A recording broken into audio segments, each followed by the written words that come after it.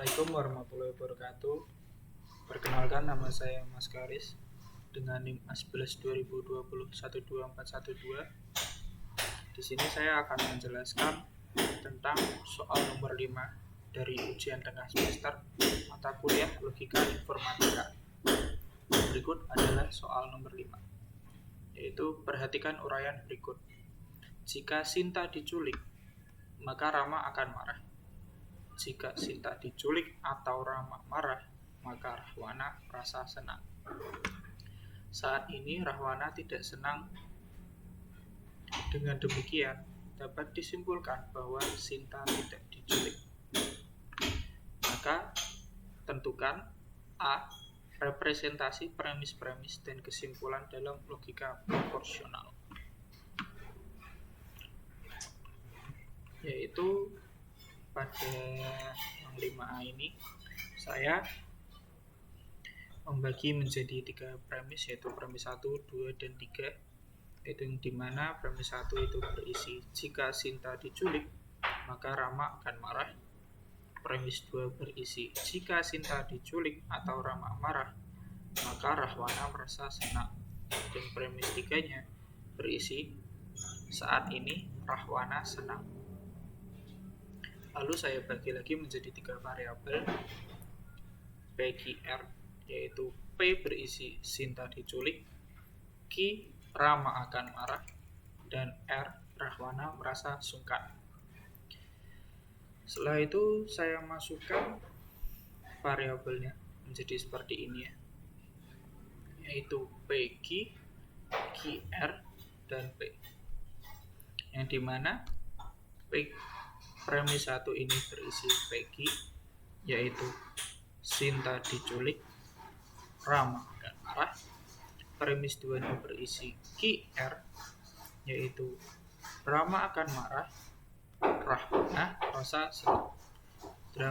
Dan premis 3-nya yaitu negasi R, yaitu Rahwana tidak merasa senang. Lalu untuk premis 4 saya menggunakan metode HS, yaitu hypothetical syllogism. Contohnya seperti ini: PQ, QR, maka kesimpulannya PR. Pada di sini yaitu menggunakan premis 1, 2, yaitu PQ dan QR yang menghasilkan PR. Lalu untuk premis 5-nya saya menggunakan MT atau modus tollens. Seperti ini modus tollens, yaitu PQ dan negasi Q, maka kesimpulannya negasi P. Yang mana di sini pada premis 5 yaitu menggunakan premis 4 dan 3, yaitu PR dan negasi R akan menghasilkan negasi P.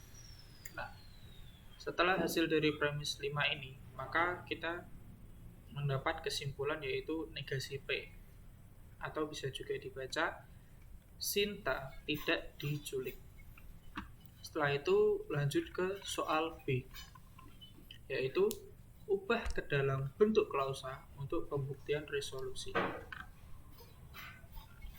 Bisa dilihat ini sudah saya ubah premis-premis tersebut menjadi ini ya, INDO, yaitu I-nya sama seperti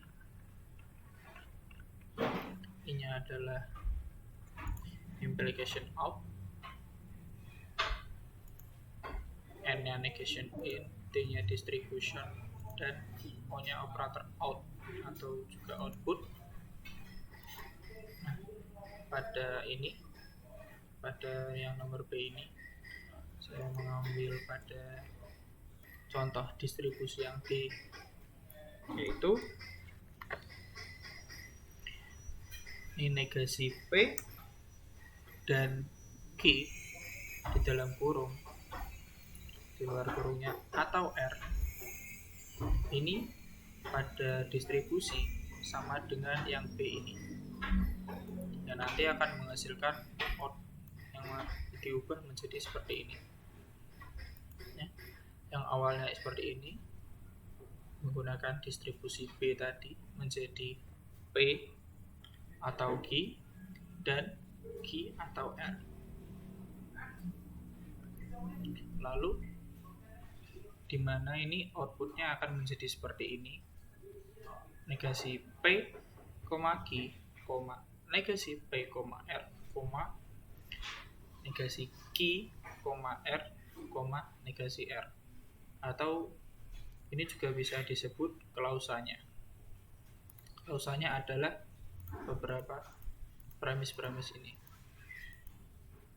Setelah itu, untuk soal yang C, yaitu terapkan prinsip resolusi untuk membuktikan apakah kesimpulan di atas valid. Di sini saya menjawab berdasarkan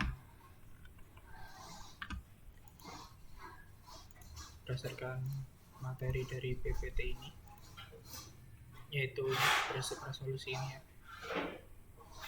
Mirip, hampir sama.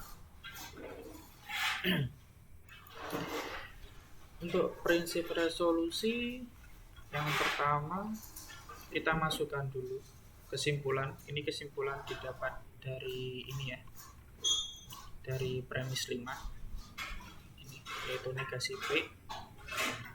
Lalu setelah mendapat kesimpulan, kita negasikan kesimpulannya. Karena kesimpulannya adalah negasi P, maka negasi kesimpulannya adalah P.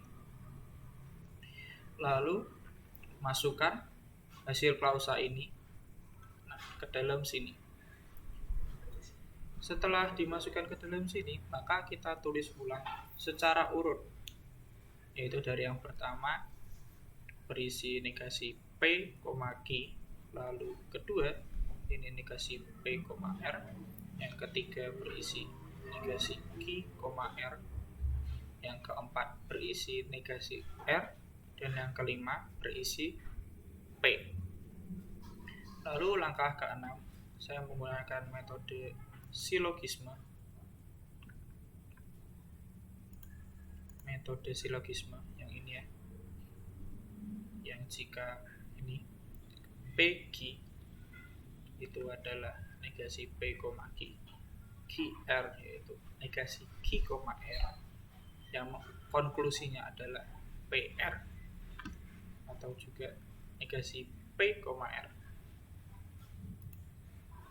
Di sini diambil dari premis 1 dan 3, yaitu negasi P, Q, dan negasi Q, R, yang hasilnya adalah negasi P, R. Lalu untuk langkah ke-7, saya mengambil dari premis 2 dan 6, yaitu negasi P, R, dan negasi P, R, menggunakan metode HS, yaitu metode hypothetical syllogism yang sudah digunakan tadi. Nah, seperti ini jika masih lupa, yang dimana hasilnya adalah negasi P, R. Lalu pada langkah 8, saya menggunakan premis dari 7 dan 4, di mana premis 7 berisi negasi P, R, dan 4 berisi negasi R. Di sini saya menggunakan metode modus ponens, yaitu ini, seperti ini ya. PQ yaitu menjadi negasi P, Q, P tetap P, dan konklusinya Q. Nah, dan hasilnya menjadi negasi P. Lalu pada langkah 9, saya mengambil dari premis ke-8 dan 5, yaitu negasi P dan P. Sama, masih menggunakan modus ponens. Nanti ini karena negasi dan biasa, maka dicoret dan akan menjadi kosong. Karena sudah kosong, maka kesimpulannya terbukti valid.